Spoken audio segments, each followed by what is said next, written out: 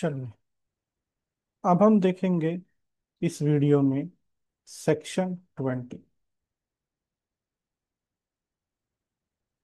Section 20 क्या बताता है? सेक्शन 20 बात करता है power of controller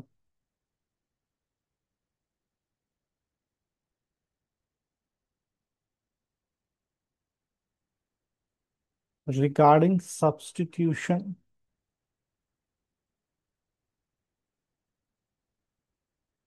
of applicant. देखिए, यहाँ पर एक चीज पर ध्यान दीजिएगा। यहाँ पर बात हो रही है सब्स्टिट्यूशन ऑफ एप्लीकेंट की, यानी कि अभी पेटेंट एप्लीकेशन फेज में है। देखिए, सबसे पहले यहाँ पर देखिए कि यहाँ पर अगर सब्स्टिट्यूशन करना है तो आपको यहाँ पर फाइल करना होता है, अप्लाई करना होता है बाय फाइलिंग फॉर्म 6। और इस सेक्शन में रूल अप्लाई होते हैं 34, 35 एंड 36। एंड फॉर्म 6 की जो फीस है वो है around 800 rupees for natural person and individual applicant. देखिए, सेकंड पॉइंट, अगर आपको सब्स्टिट्यूशन फाइल करना है तो आप फाइल कर सकते हैं सब्स्टिट्यूशन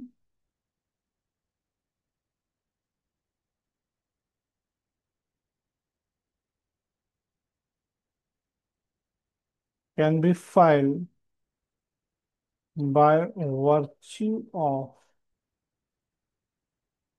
यानी कि 3 तरीकों से आप सब्स्टिट्यूशन फाइल कर सकते हैं। Either by the use of an assignment और बाय एनी एग्रीमेंट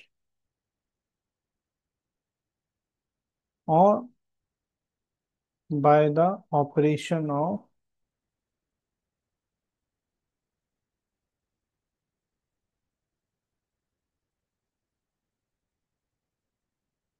लॉ। यानी कि ये 3 माध्यम से, 3 तरीकों से आप सब्स्टिट्यूशन फाइल कर सकते हैं। या तो आपके पास असाइनमेंट हो या कोई एग्रीमेंट हो, या फिर कानूनन तौर पे आप उसकी जगह ले सकते हैं। देखिए, इस सेक्शन का मतलब क्या है, ये समझते हैं कि अगर कोई भी एप्लीकेंट किसी सब एप्लीकेशन में है और वो अपनी जगह किसी दूसरे एप्लीकेंट को लाना चाहता है, तब वो सब्स्टिट्यूशन कर सकता है by using this section filing form 6। But उसके लिए कैसे उसको प्रोसीड करना होगा? जो एग्जिस्टिंग एप्लीकेंट है, अगर वो अपनी जगह किसी दूसरे को सब्स्टिट्यूट करवाना हो चाहता है, या तो उसके पास उसका असाइनमेंट हो, मतलब उसने अपने राइट्स उसको असाइन कर दे अपनी जगह, या फिर उनके बीच में कोई एक प्रॉपर एग्रीमेंट हो, या फिर by the operation of law, यानी कि कानूनन तौर पे वो उसकी जगह ले सकता है। फॉर एग्जाम्पल, एक सन जो है वो फादर की जगह ले सकता है। ठीक है। तो अब थर्ड पॉइंट यहाँ पर ध्यान दीजिएगा कि ये जो असाइनमेंट है, एग्रीमेंट है, by the operation of law है, अगर कोई एक सिंगल एप्लीकेंट है तब तो वो डायरेक्ट कर सकता है। बट अगर if there is one or more applicants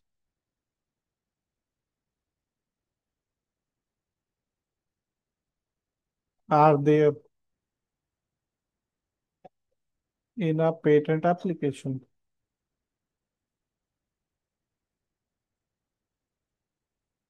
and one of them, one or I should say एक या एक से ज्यादा of them, मतलब ये जो एप्लीकेंट्स हैं, अगर इनमें से कोई एक या एक से ज्यादा of them wants to substitute,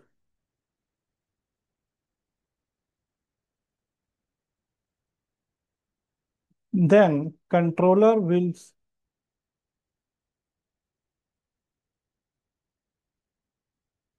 go for consent of other applicants.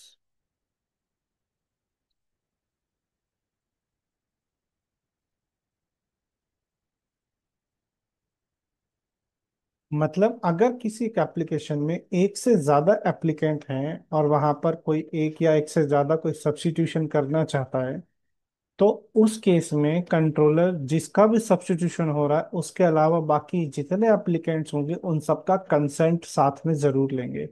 जब तक वो कंसेंट नहीं आ जाता तब तक कोई भी प्रक्रिया, कोई भी एक्शन कंट्रोलर इस सब्स्टिट्यूशन पर नहीं लेंगे।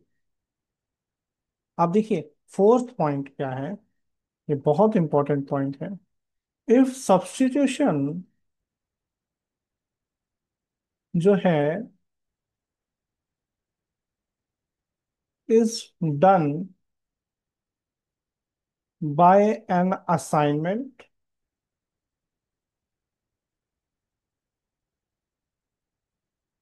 और एग्रीमेंट, अगर सब्स्टिट्यूशन किसी असाइनमेंट या एग्रीमेंट के माध्यम से हो रहा है तब उसके लिए कुछ पॉइंट्स का ध्यान रखना जरूरी है कंट्रोलर के लिए। पहला क्या, दैट असाइनमेंट और एग्रीमेंट मस्ट कंटेन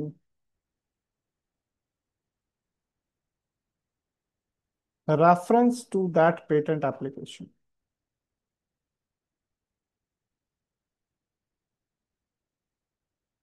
या तो उस असाइनमेंट और अग्रीमेंट में उस पेटेंट एप्लीकेशन का रेफरेंस डाला होना चाहिए, और अगर मान लीजिए रेफरेंस नहीं डाला है, देन द एप्लीकेंट, मतलब यहाँ पर ये जो एप्लीकेंट है जो सब्स्टिट्यूट हो रहा है ना, the applicant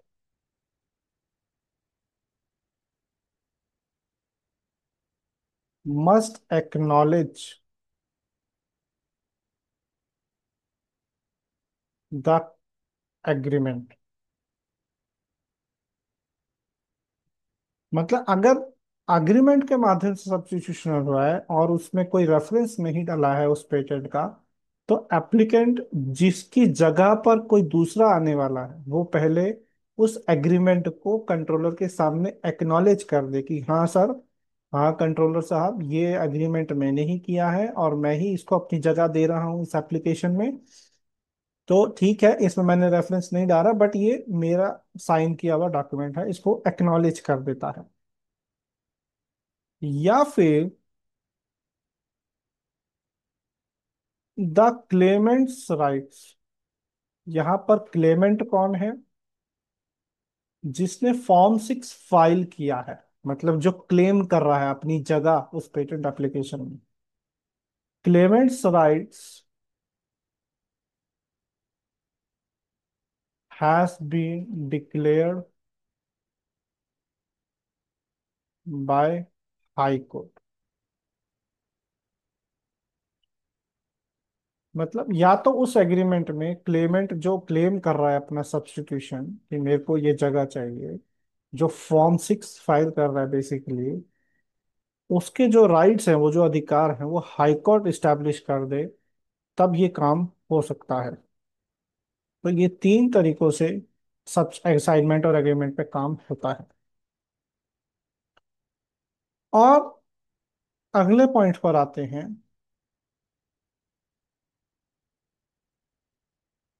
if any one of the applicants are deceased,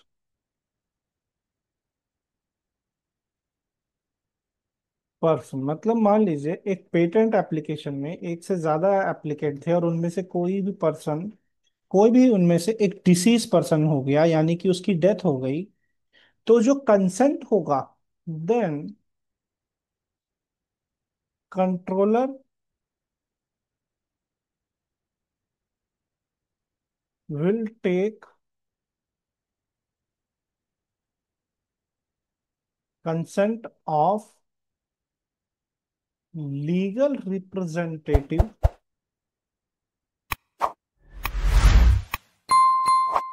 of deceased person, मतलब अगर उनके कंसेंट की जरूरत थी लेकिन उनकी डेथ हो चुकी है, तो उनके जो लीगल रिप्रेजेंटेटिव होंगे उनसे कंसेंट लिया जाएगा। Last point, if any dispute arises,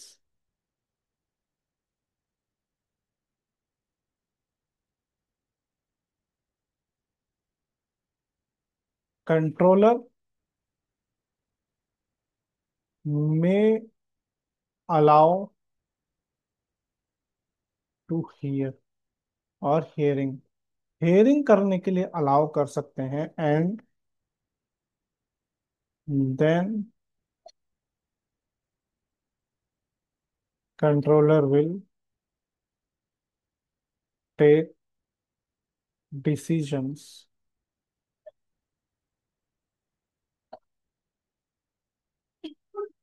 accordingly. अगर इसमें कोई भी डिस्प्यूट अराइज होता है तो ऐसे में कंट्रोलर हियरिंग को अलाउ करेंगे और उसके अकॉर्डिंग हियरिंग में जो भी बातचीत होगी उसके अकॉर्डिंग डिसीजन लेंगे। तो ये तो हमारा सेक्शन 20। अब आते हैं सेक्शन 21 पे। देखिए बहुत इंटरेस्टिंग सेक्शन है सेक्शन 21। सेक्शन 21 क्या बताता है?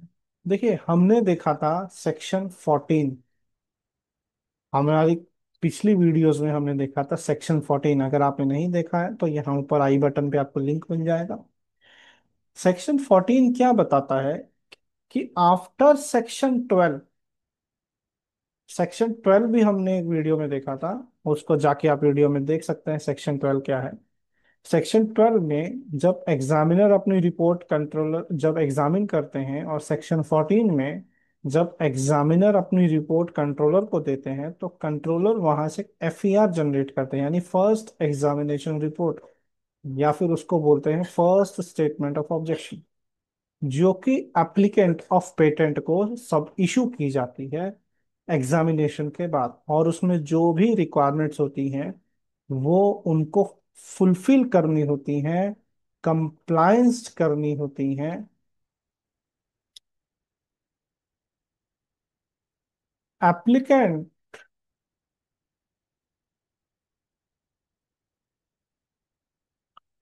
Has to compliance all the requirements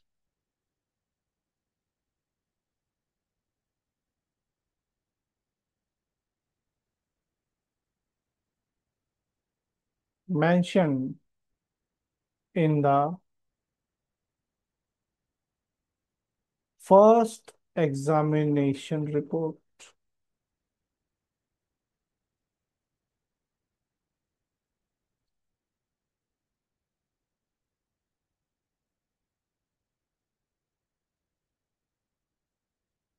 within 6 months from the date of issuance। जिस दिन भी आपको एफईआर यानी कि फर्स्ट एग्जामिनेशन रिपोर्ट इशू होती है, उसके 6 महीने के अंदर आपको उसका जवाब देना होता है, सभी कंप्लायंसेस कंप्लीट करने होते हैं। ये है हमारा फर्स्ट पॉइंट। सेकंड पॉइंट ये बोलता है the timeline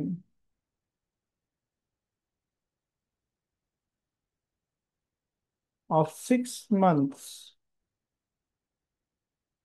can be extended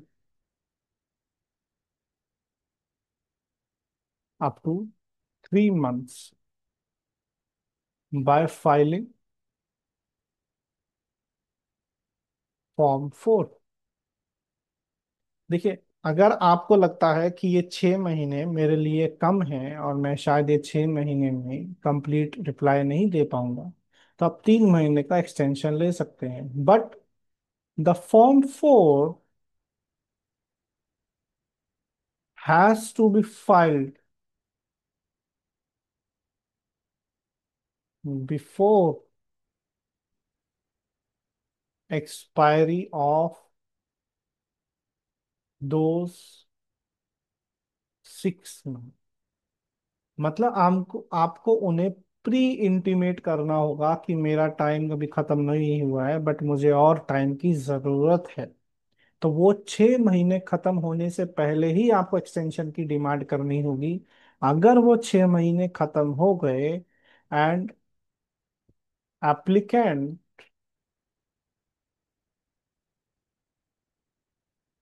failed to reply the compliance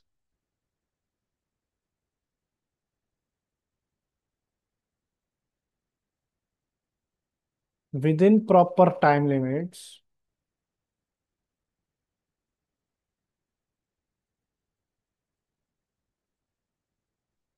the patent application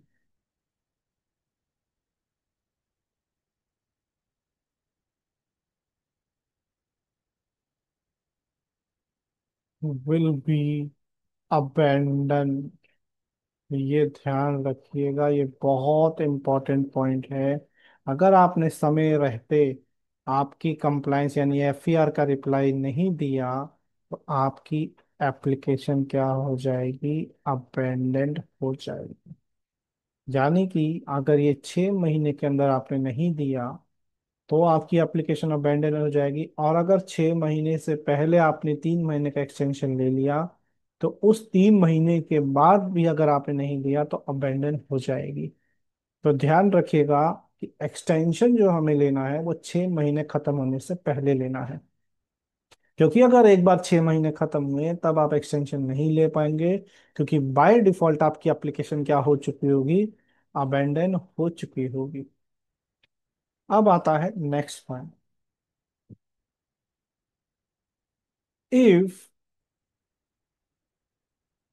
there is any proceeding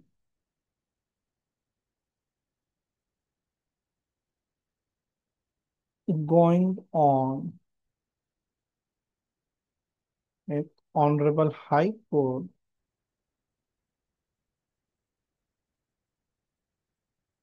then this time limit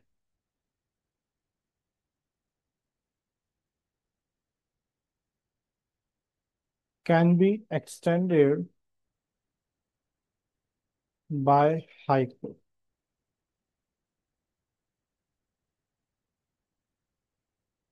तो ये था हमारा एक और पॉइंट, कि अगर कोई प्रोसीडिंग हाई कोर्ट में चल रही है एप्लीकेशन पर, तो इस टाइम लिमिट को एक्सटेंड किया जा सकता है by high court up to any certain level of time. वो कब तक भी इसको एक्सटेंड कर सकता है। अब इसमें एक बहुत मेजर पॉइंट को हमें समझना है कि ये जो फॉर्म 4 है इसकी फीस कितनी लगती है। देखिए, अगर फॉर्म 4 में आपने एक्सटेंशन तब लिया है, देखिए फॉर्म 4 आप कब ले रहे हैं, यहाँ पर फाइल कर रहे हैं आप रिप्लाई देने के लिए। रिप्लाई किसका, एग्जामिनेशन रिपोर्ट का। अब एग्जामिनेशन रिपोर्ट तो तब बनी होगी ना जब आपने रिक्वेस्ट फॉर एग्जामिनेशन फाइल की होगी। अब यानी कि आपने या तो फॉर्म 18 फाइल हुआ है एप्लीकेशन पे, या फिर फॉर्म 18A। अब देखिए ये क्या है, एग्जामिनेशन के फॉर्म क्या है, इनमें क्या डिफरेंस है, इसको आप जाके हमारी पिछली वीडियोस में देख सकते हैं। एग्जामिनेशन से रिलेटेड सेक्शन 11B की वीडियो देखिए। अगर फॉर्म 18 आपने फाइल किया था तो उसकी फीस है 4000 रुपीज, और फॉर्म 18 की फीस है 8000 रुपीज। अब इसको समझिएगा, अगर फॉर्म 18 फाइल हुआ था तो उस केस में अगर आप एक्सटेंशन ले रहे हैं तो आपको फॉर्म 4 की फीस लगेगी 1000 रुपीज पर मंथ।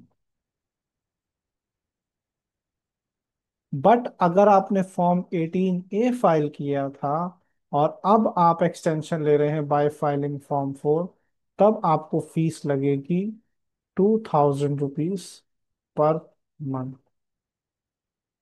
इसको याद करने के लिए आप ऐसा समझ सकते हैं, 1000 यानी 4000 पे 1000 है। जैसे कि यहाँ पर फीस डबल हो गई, यहाँ पर भी फीस डबल हो गई। तो ये था हमारा सेक्शन 21, जिसमें एप्लीकेंट को यहाँ पर रिप्लाई देना होता है फर्स्ट एग्जामिनेशन रिपोर्ट का। अब आइए हम इसी सेक्शंस को देखते हैं हमारे बेयर एक्ट चलकर। देखिए, ये है हमारा पहले सेक्शन 20, सब्स्टिट्यूशन ऑफ एप्लीकेंट।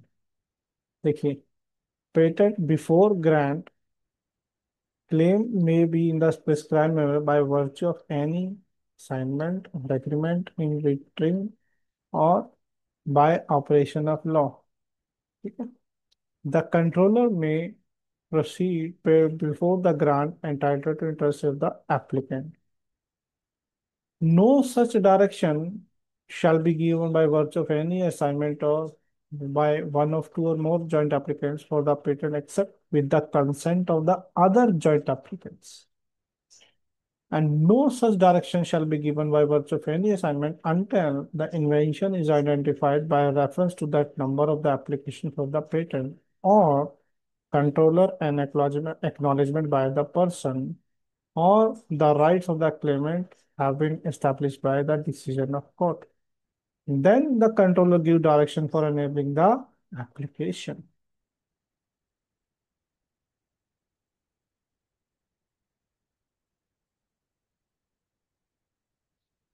देखिए, when two or more joint applicants dies at any time before the patent has been granted, the controller may be half made by the survivor's consent of the legal representative of the deceased। यानी कि अगर consent के लिए जिस person का consent चाहिए था उसकी डेथ हो गई, तो उसके लीगल रिप्रेजेंटेटिव का कंसेंट लगेगा। And if any dispute arises, controller may proceed an opportunity to be heard and regulating the manner in should be proceeded with। तो ये था हमारा section 20।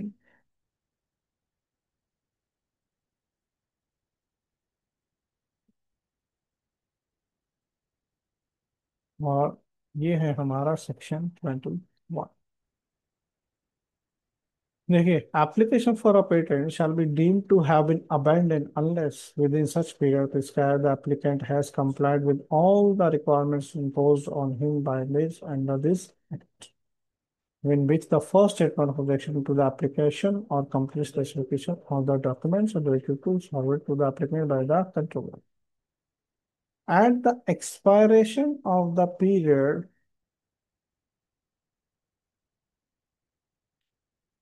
an appeal to the High Court is pending or for the patent for the main invention or any patent of addition.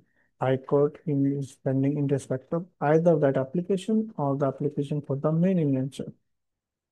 And if the time within appeal mentioned in subsection 2 is suited has not expired, controller may extend the period as prescribed under subsection 1। High Court has granted any extension of time for complying with the requirements by the controller। तो ये थे हमारे section 20, section 21।